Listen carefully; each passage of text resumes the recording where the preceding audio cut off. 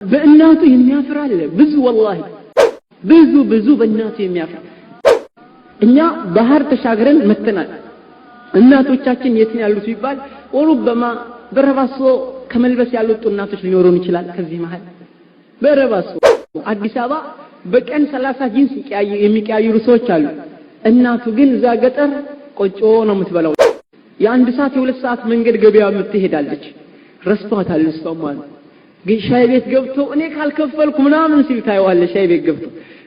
ወላጅ አምጡ ሲባሉ በእናትና በአባታቸው አፍረው ወላጅ የማያመጡ አሉ ወሩበማ መንገድ ላይ ጓደኞች ሲጠይቁ ማናቸው ሲሉ ሰራተኛችን ናቸው ልትል ይችላል እንጀራ ጋጋሪያችን ናቸው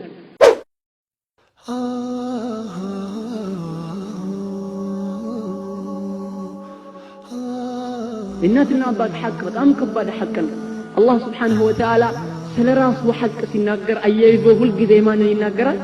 የእናትና የአባት وَاعْبُدُوا اللَّهَ وَلَا تُشْرِكُوا بِهِ شَيْئًا وَبِالْوَالِدَيْنِ إِحْسَانًا በአላህ ላይ ቅንጣት ያህል አታጋሩ እሱም ብቻ አምልኩ ተገዙ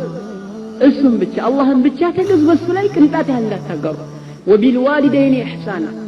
በእናትና በአባታችሁ በወላጆቻችሁ መልካምን ዋሉ ጥሩ ዋሉላችሁ በሌላ ማንቀጽ ወሰይና الإنسان بوالديه إحسان حملته أمه كرها ووضعته كرها وحمله وفصاله 30 شهرا الله سبحانه وتعالى قال የሰው ልጆችን አዘናል እናትና አባታቸውን መልካም እንዲሆኑ ይህ መልካም ዋሉን አላህ Subhanahu Wa Ta'ala ለነሱ በጣም ተገቢ እንደሆነ ሲያስቀምጥ ምን ይላል ስቃይ መከራውን አመጣው አላህ Subhanahu Wa Ta'ala ምን ያህል ስቃይ መከራ እንደሚያየው እርግዝና ላይ ያለው ስቃይ ገና ጽንስ ሲጀምር ምን ያህል ነው የምትሰቃየው ጽንስ ላይ ማለት ጽንስ ላይ በል ቢክራ የሆነች ሴት ገና መጀመሪያ ቢክራዋ ሲወሰድ ምን ያህል ስቃይ ታገኛለች ከዛ አንስቶ ይጀምራል ማለት ጽንስ ሲጀምር ያቀለሸልሻታል ያስታውካታል ይቆርጣታል ያነጫንጫታል ብዙ ነገር ጽንስ ገና ሲጀምር ማለት ከዛ በኋላ በሂደት 9 ወር ሙሉ ስቃይ ያለ ነው ምን 9 ወር ሙሉ ስቃዩ ይሄ ነው የማይባል ተለያየ በሽታ ይዛታል ለዛ በሽታ መድኃኒት ነው የሚባሉ ኪኒኖች ይታቀባሉ ለምን ሲባል ለልጁ ሲባል ልጁን ስለሚጎዳው ተብሎ ብዙ ኪኒኖች ከሷ የተከለከሉ ይሆናል ስለዚህ ስቃዩን ትመርጠዋለች ማለት ነው ልጁ ከሚጎዳ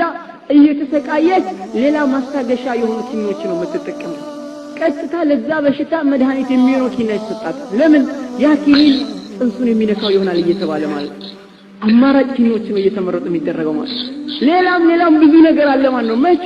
በጽንስ ሰዓት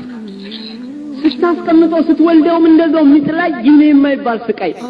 ባሏን ማየት እስከሚያስጠላት ድረስ ይሄ ሁሉ ያመጣው አንተ ነው በላ ማለት አትየኝ ዘርበል አይኔ ተፈምትልበት ጊዜ አለ ዘርበል ከዚህ ጋር ምናምን አንተ ሁለተኛ የሚባል በቃ አልጋ ማልደርስ የምትልበት ጊዜ አለ አልጋ ላይ ማልወጣም እንኳን ሌላ ውስጥ ልገባ ይቀር ነው ሁለተኛ ምን ምጥላይ ማለት ምን ነው ሞቼ በቀረው ትላለች ያ ሁሉ ትላለች ከዚህ ሁሉ በኋላ እንደገና ወልዳ ከወለደች በኋላ ቅድሚያ ልጁን ነው የምትመለከተው አይደል በሰላም ተገላገልኩ ወይ እስኪ ያሳዩኝ ትላለች ንፋስ ደም እየፈሰሰ ማለት ነው ደሙ እየፈሰሰ ልጁን አሳዩኝ ነው የምትለው እንዳይቀየር ልጁ ትላለች ሆስፒታል ከሆነ ጠብቁልኝ ልጄን ትላለች በሰላም ነው ወንድ ነው ወይ ሴት ነች ጭንቀት ገና ለገና ማለት ከዛ ሰዓት አንስቶ እስከ መጨረሻ ድረስ እንደ ትልቅ ሆኖ ጎረምሳ ሆኖ እኮ ነው እናት ምን ትላለች ማጅራት ነች ሌባ ልጇን እኮ ነው ፖሊስ ጣቢያ ሲገባ ትሄድና ልጄ ምን አጠፋው ትላለች ይሄኔ አድርጓል ይሄው ሰው ፈንክቷል እንዲህ አድርጓል ስትባል እንዲህ ያደረገ እዛው በጥፊት ምትዋጭ ጻን ነው ብላ ምቆጥረው እሱ ምንም አይመስለው ልጅ ነው የምታደርገው አይደል ከዛው በቃ ለኔ ስጡኝ እኔ ቀጠዋለሁ ነው የምትለው እኔ ቀጠዋለሁ የዋህነት ተመልከት ጻን አድርጋ ነው የምትለው ከቤት ሲወጣ ከበር አንስታ ከአይኗ እስከሚጠፋ ትመለከተዋለች ከአይኗ እስከሚጠፋ በየቀኑ አደገ አጠረ ወፈረ ከሳ ጭንቀቷ ተመልከት الله تعالى وحمله وفصاله 30 شهر እርግዛናውና ከተጸንሶ ተረግዞ እስከም ከመወለዱ ጋራ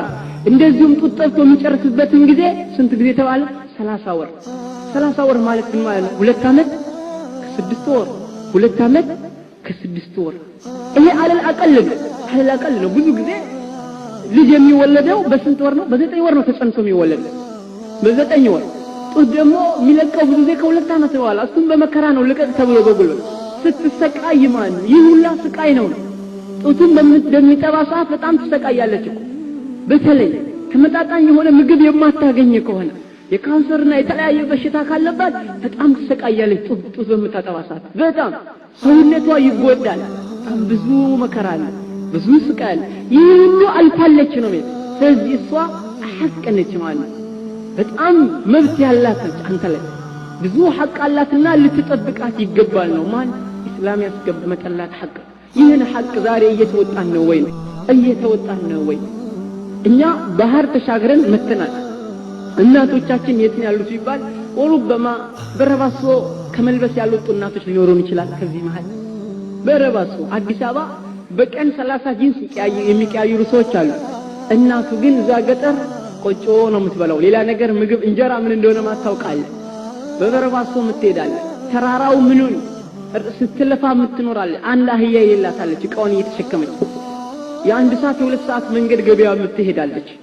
ረስቷታል እሷም ግን ሻይ ቤት ገብቶ እኔ ካልከፈልኩ ምናምን ሲል ታይዋለ ሻይ ቤት ገብቶ ቤት ውስጥ የልብስ ማጠቢያ ሳንቲም ሲባል ቡዳዎች ሁልጊዜ እናንተ ገንዘብ ነው ምናምን ብሎ አንድ ብር ወርወሮ ይወጣል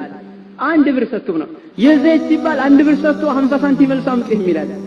ከናቱ ማለት እንዲህ አይነት ሐያት የሚኖሩ ሰዎች አሉ እንዲህ አይነት አልፎ ተርፎ ትምህርት ቤት ብዙዎቻችን አልፈናል በትምህርቱ አለ ወላጅ አምጡ ሲባሉ በእናትና በአባታቸው አፍረው ወላጅ የማያመጡ አሉ ከመጡ መንገድ ላይ ፍጠኝ ከረፋፋ ይያለ ከፊት የሚጮክላል ከሷ እኩል አለመታየት ከፊት የሚሄድ المفروض ግን ዋጅቡ ምን ነበረ በዋጅብ ከኋላ ነበር መሄድ የነበረበት ልጅ ከኋላ አደጋ ካልተፈራ አደጋ ከጨለማ ከሆነ ጉድጓድ እባብ የመሳሰለ ነገር ካለ መስዋዕትነት ለመክፈል አንተ ከፊት ትሆናለህ አለበዛ ግን በሷ እርምጃ ከኋላ ነው መሄድ ያለበት ቀስ እያልክ ማለት ቀስ እያልክ በሷ እርምጃ አንተ ስፖርተኛ ጎረምሳ ነህ እሷ የደከመች ነች ስንት ወልዳለች ስንት አሳድጋለች እሷን ታፍሮታታለች ቶሎ በይ ምናምን ከርፋፋ መኪና እንዳይበላሽ ምናምን ይያል ወሩበማ መንገድ ላይ ጓደኞች ሲጠይቁ ማናቸው ሲሉ ሰራተኛችን ናቸው ልትል ይችላል እንጀራ ጋጋሪያችን ናቸው ተመልከት በእናቱ የሚያፍራል ብዙ والله ብዙ በእናቱ የሚያፍር እንኳን ሐቃቸው ልንጠብቅ ይቅርና ድንበር አልፈንባቸው እየበደልናቸው እንኳን ሐቃቸው ልንሰጥ ይቅርና ማለት ማታ አርፍዶ ሲገባ እሷ እንደዛ ተጨንቃ አስባ እየጠበቀች ሲገባ የነበርክ ስትለው ምን አገባኝ ዝም ብለሽ አትተኝም ይላል እንዴት አርጋ ትተኛ ሰው አላህ ረህመት አለባት እንቅልፌት እንዴት ይምጣ የቤት ሰው ሁሉ ሲያንቆራፋ እሷ ግን እንቅልፍ ወስዳታል ለረጅም ሰዓት ተከናንባ ምትተኛ እናት አለች እንቅልፍ ወስዳት ዝም ብላ በቃ ቋፊል ልጄ ይሁን እያለች ብንን የምትል ማለት ቤተሰብ ሁሉ አድሞ እንዳይገባ ሲባል በቋሮ በር ከፍታ ታስገባለች ረህማ እንዲህ አይነት እናት ነው ከሁሉም በላይ አስበልጠን ከአላህና ከረሱል ሰለላሁ ዐለይሂ ወሰለም በኋላ ሐቋ ልትጠበቅ የሚገባው አንድ ሰው ነብዩ ሰለላሁ ዐለይሂ ወሰለም መጥቶ ጥያቄ ጠይቃቸው ምን አሐቁ الناس بالصحبه ማን ነው ተገቢ ሰው ጓደኛ ላደርገው የሚገባ ሰው ታማኝ ሰው ብለው ሲጠየቁ ኡሙ ካሉት ነብዩ ሰለላሁ ዐለይሂ ወሰለም እናትህ ነው ጓደኛ ልታደርጋት የሚገባው ከዛስ በኋላ እናትህ አሉት ከዛስ በኋላ እናትህ ከዛስ በኋላ አባትህን በአራተኛ ማን ነው እናቱን ጓደኛ የሚያደርገው ቁጭ አድርጎ ከእናቱ ጋር የሚጫወተው ማን ነው አለ ወይ ቁጭ ብሎ የሆዱን የሚጫወት ማዘር ይሄን ስራ ልቀይር ነው አከሊትን ላገባት ፈልጊያለሁ እንደዚህ ብሎ የሚያጫወታል እናቱ ገለብ ከምን አንፃር ይንቃታል ፋራ ነች ሞኝ ነች የተለያየ ነገር ነው እሱ አመለካከቱ ግን ለአንተ ሁሉ ጊዜ ኸይር የምታስብ ማለት እናት ነች ሁሉ ጊዜ ኸይር እዚህ ምድር ላይ ለአንተ ሁሉ ጊዜ ኸይር ቅናት የሚባል ነገር በአንተ ላይ የሌለባት ማለት እናት ወንድም እኮ አንዳንዴ ይቀናል አይደል እህትም እኮ ትቀናለች እናት ግን አበደን አንተን ከወለደች አንስታ ከራሷ ይበልጥ ሁሉ ጊዜ ስላንተ ነው የምታስበው ቀን ማታ የምታስበው የምትጨነቀው ስላንተ ነው እሷ ትራብ ትጠማ አንተን ብቻ ነው የምታየው እንዴት በቃ ልጄ የት ይደርሳል ከዛሬ ነገ እያለ እናም የአላህ መልእክተኛ ለአንተ ንጹህ ልቦና ምንም ነገር እንከን የሌላት እናት ስለሆነች የመጀመሪያ ጓደኛህ ማን ትሆን እናትህ ትሆን ማንኛውም ነገር የምታማክራት እናትህ ትሆን እንዳትንቃት ከዛ በኋላ ምን አባትህን ከእናት ያላነሰ አስተዋጽኦ አለው በአንድ ጊዜ እብሎ ሚጥ ያዘው እንጂ ከሚጥ ያልተናነሰ አለበት እሱ ከእርግዝና አንስቶ እስከ መጨረሻ ድረስ ይጨነቃል ይሰቃያል ብዙ ይለፋል ይጥራል ለሆስፒታል ለተለያየ ነገር ገንዘብ ፍለጋ ብዙ ይደክማል እና አባትህን ከዛ በኋላ ያዝ ከእናትህ በኋላ ልታከብረው ይገባል አባትህን ከሁሉም በላይ ልትወደው ይገባል ይህን የመሳሰለውን ነገር እንዴት ሰሃቦች ረዲየላሁ ዐንሁ ሰለፉን ሷሊህ እንዴት ተረጎሙት ብለን ወላሂ ሲራቸው እንመልከት ይከብደናል እንደው እንዴት አድርገው ተረጎሙት የሚባል ከአይማዎች መካከል አንደኛው ከናቱ ጋር ምግብ አይበላም ነበር ምግብ ሰርቶ አዘጋጅቶ ያቀርባል ከዛው ቁጭ ብሎ ያታል ብላ አልበላም አንቺ በልተሽ እስከምትጨርሽ እሷ በልታ ካልጨረሰች አይበላም እሷ ካልጠገበች ለምን ብለው ሰዎች ሲጠይቁት ምን አለ በሚበላበት ሰዓት የሷ አይን የሆነ ቦታ ያርፍና ያን ባነሳና በበላው ሰዓት የሷ አይን ያረፈበትን ቦታ እኔ በበላው ሰዎች ምግብ ሲበሉ በተለይ እዛው ወጥ ውስጥ አጥንት ነገር ካለ እንቁላል የተለያየ ነገር ካለ ወደዛ አይን ያርፋል የሷ አይን አርፎበት ያን ነገር እኔ በበላው ሰዓት ስለዚህ እሷ መርጣ በልታ ከጨረሰች በኋላ ነው በበላው ተመልከት እንግዲህ احترام ለእናት ያለችው ለአባት የነበራቸው ሌላኛው እናቱ ሞታ በጣም አለቀሰ ከመጠን በላይ ሼኽ ዓሊም ነው አረ እርሶ ትልቅ ሼኽ አይደሉም ወይ አረ በቃ ምናምን ሲሏቸው በቃ ሞታለች እኮ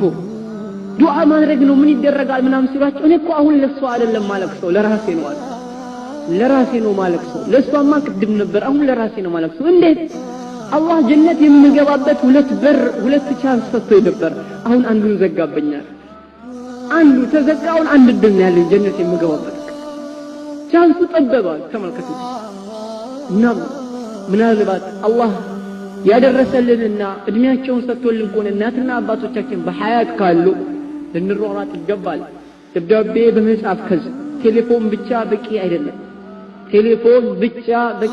ቴሌፎን አንድ ድምጽ ይሰማል ይቋረጣል አበቃ ደብዳቤ ግን በጣም ተአሲር አለው ትልቅ ተጽዕኖ አለው አንድና አይኔ ደብዳቤ በቃ አልችልም ደብዳቤ መጻፍ ምናምን አንበል በሰውም ቢሆን እያጻፍን ለእናታችን እንላክ ምክንያቱም ባስታወሰች ቁጥር ይነበብልኝ እያለች ታነበዋለች ትደሰታለች ደብዳቤውን እያወጣች ስልክ እኮ በቃ አንዴ ነው አዳምጥከው ይነጋገራል ይዘጋል በቃ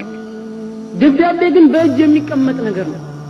ባስታወሰች ቁጥር እያወጣች እያስነበበች ምታነበም ከሆነ እያነበበች ምን ታገኛለች ደስታ ታገኛለች በልጇ